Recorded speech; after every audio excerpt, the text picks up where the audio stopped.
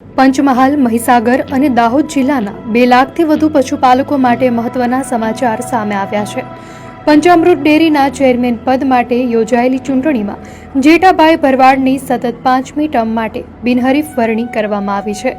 પંચામૃત ડેરીના ચેરમેન પદ માટે આજે ચૂંટણી પ્રક્રિયા યોજાઈ હતી, જેમાં જેઠાભાઈ ભરવાડનું નામ સર્વાનુમતે રજૂ થયું હતું।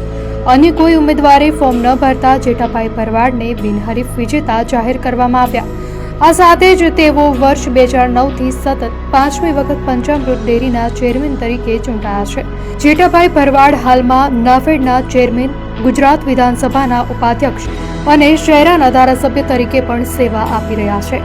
તેમની વરણીને પગલે ડેરીના ડિરેક્ટરો અને અધિકારીઓએ ફટાકડા ફોડી અને મીઠાઈ વહેંચીને ખુશી વ્યક્ત કરી હતી। જેઠાભાઈ ભરવાડે પશુપાલકો અને ડિરેક્ટરોનો આભાર માનતા જણાવ્યું કે તેઓ હંમેશા પશુપાલકોના હિતમાં કામ કરતા રહેશે।